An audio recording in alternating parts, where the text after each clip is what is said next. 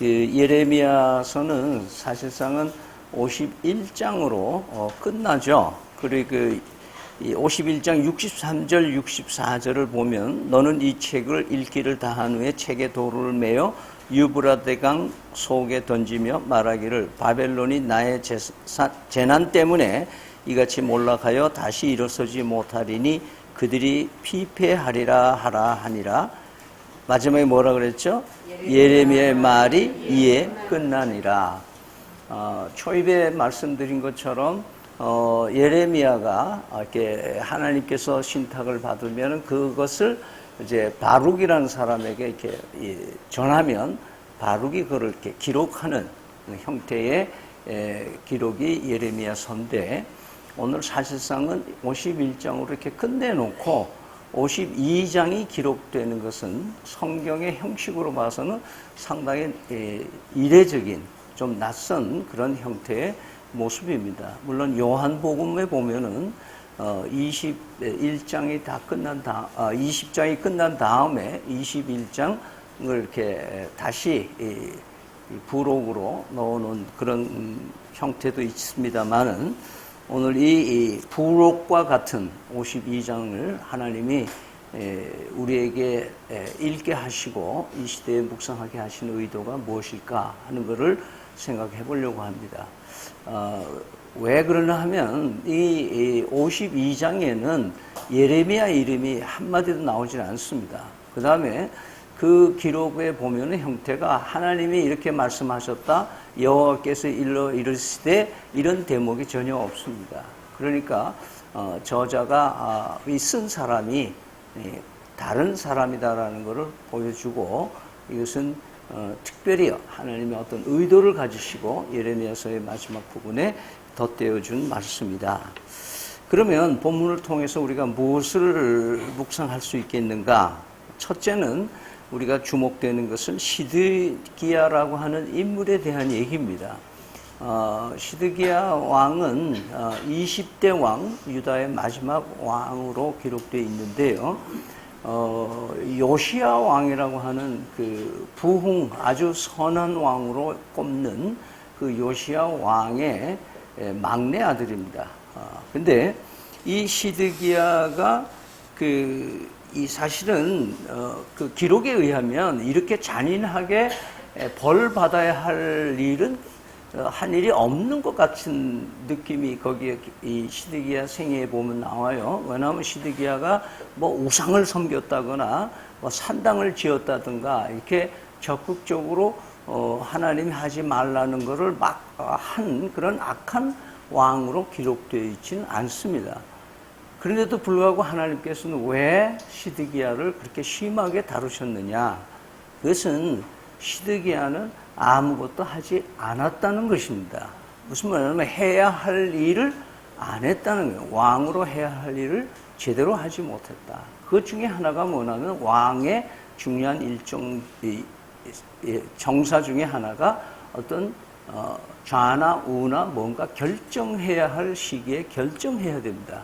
근데 이 시드기야는 상당히 유유부단해서 친애굽파의 얘기를 많이 들으면서 그 친애굽 정책을 쓰는데, 예레미야는 뭐예요? 계속해서 애굽은 안 된다, 바벨론에게 항복해라, 이렇게 쭉 얘기를 하고 있는데, 이제 그래서 결국은 애굽이 망하고 나서 친바벨론적으로 나가게 하다가 이 시드기야가 바벨론을 배반을 합니다. 왜냐하면 옆에 있는 다른 나라 좀 도와줄 것 같으니까 껍죽대면서 이제 바벨론에게 배반을 하니까 결국은 시드기야가 잡혀간 겁니다. 거기 기록 나오는 대로 끌려갔고, 그 다음에 자기가 보는 데서 자기 친아들들이 끔찍하게 살해되는 장면, 그 다음에 자기가 아끼던 참모들과 관료들이 살해당하는 걸 보게 됩니다. 더군다나 보지 않았으면 좋아할 것을, 끔찍한 것을 보게 한 후에 그 두 눈이 뽑힙니다. 여러분, 두 눈이 뽑히니까 누구 생각나요? 삼손이 생각이 나죠. 하나님이 원하는 일들을 하지 않는 신체 부위는 하나님이 여지없이 뺏어가는 모습을 우리는 봅니다. 자, 그러면서 우리는 신앙생활을 하면서 시드기야처럼 사는 건 아닌지, 나는 특별히 뭐 범죄한 일도 없고 하나님을 우상 섬긴 일도 없고 나는 그냥 그냥 살았는데, 그러면 시드기야처럼 아무것도 하지 않으면 저렇게 되냐? 해야 할 일을 하지 말아야 할 것을 하는 것도 큰 죄지만은 해야 할 것을 하지 않는 것도 큰 죄다. 그 중에 하나님이 가장 심하게 다루시는 부분이 하나님의 말씀하신 것을 뭐예요? 순종하지 않는 것을 뭐예요? 하나님이 굉장히 큰 죄악으로 보고 있는 것을 보고 있죠. 아마 프랑스어 문학 하는 사람들이 아마 그런 성향을 가지고 있는지는 모르겠는데요. 프랑스 영화에 로베르 장군이라는 영화에 많이 예화로 쓰는 장면이 있는데, 나치에 의해서 혁명군의 레지스탕트라고 해서 잡혀서 사형당하는 사람들의 얘기가 나옵니다. 그 중에서 자기는 나치에 저항하거나 레지스탕트가 아닌데도 억울하게 잡혀가서 사형을 당하게 되는 그 사람이 제수자들에게 불평을 합니다. 나는 아무것도 이 나치를 위해서 뭘 저항하거나 아무것도 한 일이 없는데 왜 나를 사형을 시키는지 모르겠다. 그렇게 하니까 옆에 레지스탕트 리더가 하는 말이 바로 그거야. 네가 아무것도 하지 않았기 때문에, 나라가 위태롭고 조국이 어려울 때 네가 아무것도 안 했기 때문에 너는 사형이 마땅해. 이렇게 하는 대사가 나옵니다. 여러분, 바피옹이라는 또 불란서 이 영화 제목에 바피옹이라는 사람 혹시 아는지 모르겠어요. 꿈속에서 죽게 된 자기 억울하게, 내가 왜 이렇게 억울하게 사형을 당하고 이렇게 고생을 하느냐 한때 음성이 나오기를, 나는 아무것도 안 했는데 왜 그러냐 이렇게 불평을 하니까, 그래, 너는 아무것도 안 했기 때문에 사형에 해당돼. 그런 말을 합니다. 이것은 우리가 신앙생활을 하면서 법적으로는 저촉되는 건 없는데, 요즘에 뭐 청문회 때문에 다들 주숭숭한데요. 사실은 합법적으로 살아가는 거, 이렇게 법에 어긋나는 것은 없는데, 이상하게 지금 뭔가 좀 꾀림직하고 괘씸한 것들이 지금 국민들 사이에는 좀 있는 것 같아요. 근데 이 법학자들의 얘기는 뭐냐면, 법이라는 거는 그 사회가, 국가가 지켜야 할 최소한의 책임이라는 거예요. 최소 단위가 법이라는 거예요.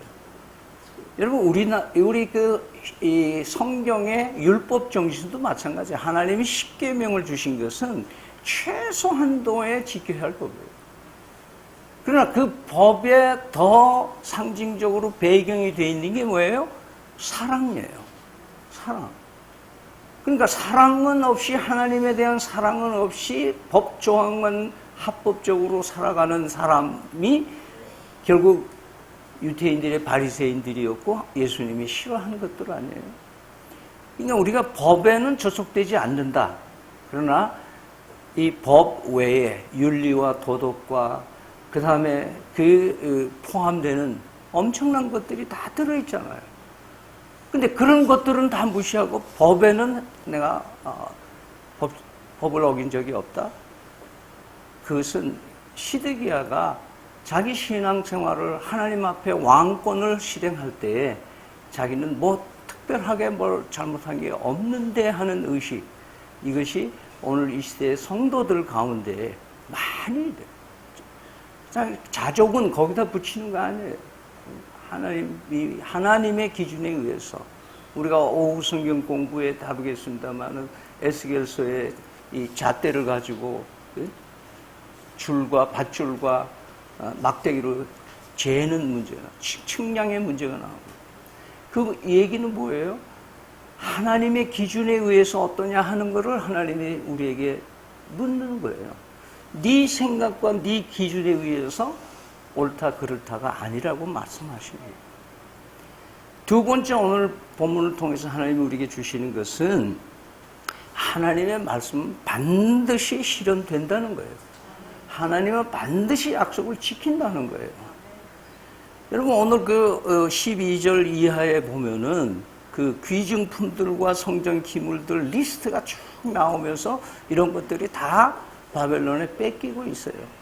이거 누가 얘기한 거예요? 이미 예레미야가 그 앞에서 다 너희들 이렇게 하면 이런 거 다 이렇게 될 거야. 이런 기물 다 뺏길 거야. 얘기했던 거예요. 그 다음에 예루살렘에 있는 모든 집들이 불사름을 해요. 왕궁도 불살려야 돼요. 이거 다 예레미야가 옛날에 예언했던 거예요. 그 다음에 20절에 보면 성전 기둥 두 개가 박살나는 거예요. 성전 기둥 둘이라는 의미는 굉장히 중요한 거예요. 여러분, 솔로몬이 성전을 짓고 봉헌할 때 성전 기둥 둘을 야긴과 보아스라고 그랬어요. 야긴은 하나님이 세우신다라는 의미를 가지고 있어요. 그 다음에 보아스라는 말은 하나님은 능력이시다라는 의미를 가지고 있는 기둥이에요. 하나님이 세우지 않으면 인간이 계획하고 세우는 일이 아무것도 아니라는 얘기의 메시지. 하나님이 세우신다. 그리고 하나님은 능력이시다. 이 두 기둥을 드나들 때마다 기념하라는 거예요.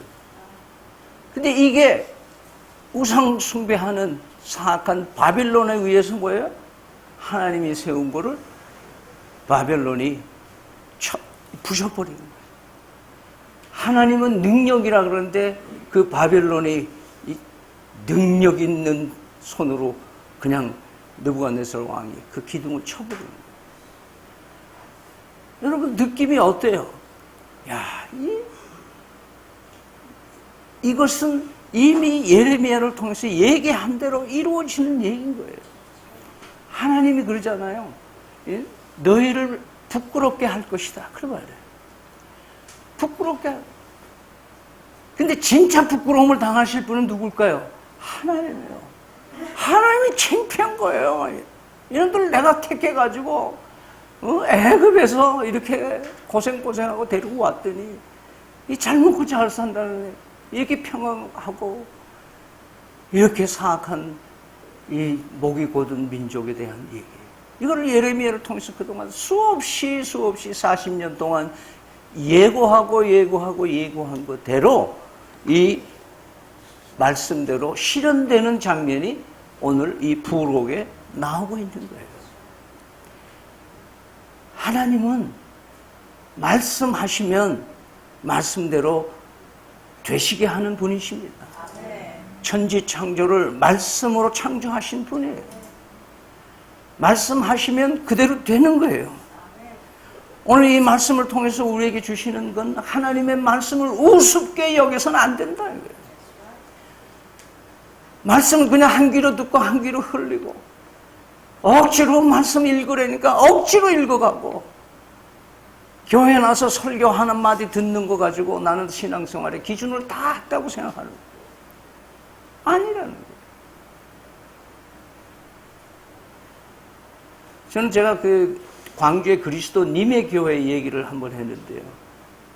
전 참 거기서 감명받은 게 뭐냐 하면은 성경 말씀을 읽을 때는 다 저는 무릎 꿇고 성경 말씀을 들어요. 하나님의 말씀에 대한 존귀함이 있어야 되는 거예요. 이 존귀함을 잃어버리면 엄청난 재난이, 엄청난 심판이 하나님이 싫어해요. 얼마나 싫어하는 건지 우리 52장 24절 이하에 보면은 자기가 사랑하고 인도하고 그렇게 애지중지하던 선택된 백성들을 핵심 주자들을 총 합하면 72명이에요. 72명 체포해서 림나에서 다 죽입니다. 그리고 1차, 2차, 3차에 걸쳐서 포로로 잡혀가요. 그 포로로 잡혀가는 구체적 인원이 총 4,600명으로 돼 있는데 에스겔이 왜 4,600으로 했는지 몰라요. 나중에 귀환한 사람들의 인구를 보면 26,000명, 뭐 한 3만 명 가까이 되는 인원들이 돌아오고 있는데요. 하나님께서는 그 인간들을 70년 말씀하신 대로 뭐예요? 바벨론의 포로로 잡혀가게 하시는 거예요. 물론 하나님께서 긍휼을 베푸서 나중에 제2의 출애굽을 신출애굽이라고 하는 70년 후에 민족 해방을 위해서 본국으로 돌아오는 희망이 있긴 합니다만은 하나님은 반드시 말씀을 실현하신 분이시다. 민수기 23장 19절에 하나님은 사람이 아니시니 거짓말하지 않으시고 인생이 아니시니 후회가 없으시도다. 그가 어찌 그 말씀하신 바를 행하지 않으시며 하신 말씀을 실행하지 않으시랴. 말씀은 약속은 열쇠와 같습니다. 하나님의 약속을 붙들고 사는 사람은 일을 만들어내고 풀어가는 사람인 줄 믿으시길 바랍니다. 철로 역정의 한 대목인데요. 제가 읽어드릴게요. 장망성을 빠져나온 기독도는 온갖 유혹을 뿌리치고 꾸준히 왕의 길을 걸어간다. 하지만 그 길은 너무도 고달프고 험한 길이어서 기독도는 좀 쉬워 보이는 길로 들어서기로 결심한다. 하지만 그 길은 의심의 성에 살고 있는 절망이라는 거인의 영토로 인도한다. 결국 기독도는 절망에게 사로잡혀 지하 감옥에 갇히게 되는데 온갖 방법으로 기독도를 괴롭히던 절망은 그에게 자살할 것을 종용한다. 그리고 여행을 계속하려는 것은 아무 의미가 없다고 말한다. 얼마 동안은 정말로 그 거인이 기독도를 정복한 것처럼 보인다. 그러나 그때 기독도와 함께 잡혀있던 희망이라는 동료가 그에게 값진 승리의 순간을 상기시켜준다. 그동안 당신은 참으로 용감했어요. 그 무시무시한 아폴리온과도 싸워 이겼고 죽음의 그늘 계곡에서도 허영의 시장에서도 당신은 참 용감했어요. 그래서 용기를 얻은 기독도와 희망은 그 밤에 기도를 시작한다. 거의 아침이 될 무렵까지 기도를 계속하던 기독도는 불현듯 이렇게 외친다. 아이고 맙소사, 난 참 바보야. 얼마든지 자유로워질 수 있었는데 이렇게 무시무시한 지하 감옥에 그대로 누워있다니. 여보시오 희망, 내 가슴속에 약속이라는 열쇠가 있다오. 그 열쇠는 어떤 문이라도 열 수 있는 열쇠인데 의심의 성에 있는 자물쇠도 열 수 있을 것이오. 그자 희망이 말한다. 그거 참 굉장한 뉴스군요. 어서 당신의 가슴 속에서 그 열쇠를 꺼내어 자물쇠에 꽂아 보세요. 잠시 후 그들은 활짝 열려진 감옥문을 통해서 밝은 세상으로 빠져나오게 된다. 이 철로 역정의 한 대목은 존 보년이 쓴 일. 아무리 인간의 절망 가운데 있더라도 약속, 하나님의 약속이 있으면 헤쳐나올 수 있다고 합니다. 하나님의 말씀은 반드시 실현해 나간다는 걸 잊지 마시기 바랍니다. 끝으로 오늘 이 본문을 통해서 하나님은 메시아 혈통 다윗의 후손을 계속하여 이어지도록 하시는 거예요. 우리 생각에는 시드기야가 죽고 잘 나가서 마지막 왕이 끝났는데 이제 이스라엘에게 약속하신 여러분 잘 아는 그 다윗에게 내가 네 왕위가 너의 왕권이 영원하리라. 내 후손을 통해서 메시아를 보내겠다는 약속을 하셨어요. 그런데 그 다윗의 후손들이 줄줄이 가다가 이제 다 잡혀가고 죽고 없어지는데 어떻게 예수님의 이 혈통이 이어지겠는가? 근데 오늘 거기에 대한 키를 마지막에 여호와긴이라는 사람을 등장시켜서 그걸 입증해 주시는 거예요. 시드기야는 20대인데 그 앞에 왕 19대 왕이 여호야긴이에요. 여호와긴이 앞에 예레미야서에 보면은 시드기야를 아자비 이렇게 불러요. 아자비. 그 말은 백부님, 삼촌이라고 해요. 그러니까 시드기야는 요시야 왕의 막내 아들이고 여호야긴은 요시야 왕의 손자라는 거예요.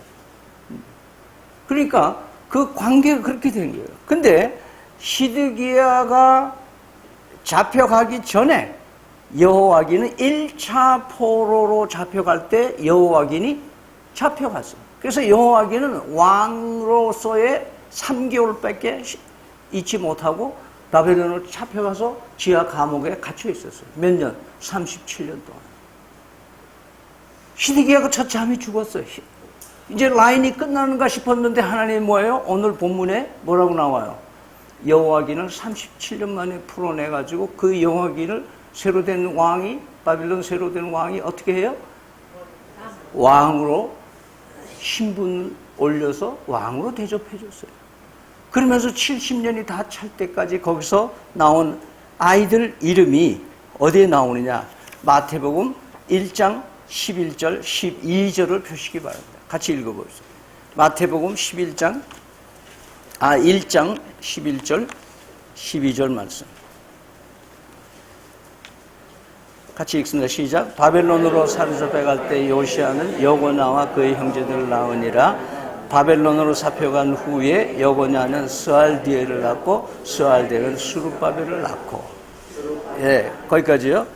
여고냐라는 말은 여호야긴이라는 다른 말이에요. 그러니까 동일인데 이것이 때때로 두 개의 이름을 기록하고 있는데 신약에서는 여호야긴이라는 말을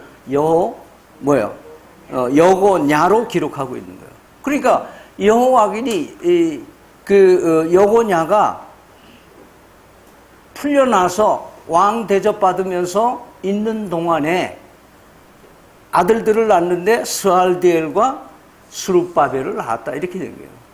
그 수룹바벨은 유명하게 70년 후에 귀환해서 리더가 되는 거예요. 왕 아닌 왕으로서의 일들을 하고 예루살렘 회복을 위해서 대단한 그 일들을 하고 있는 거예요. 그래서 예수님의 족보에 뭐예요? 여호와긴, 여고냐가 들어가 있는 거예요. 그러니까 오늘 이 본문 말씀은 뭐냐? 하나님은 하나님의 약속을 지키시고 다윗과 약속한 약속도 메시아를 반드시 이 땅에 보내실 것을 약속한 대로 이루시는 하나님이시라는 거예요. 그 말씀에는 뭐냐면 하나님이 우리를 통해서 또 다른 사람들이 예수 믿게 할 수 있는 축복의 통로로 하나님이 나를 택해 주셨다는 거예요. 이 역사도 이루어 가신다는 거예요.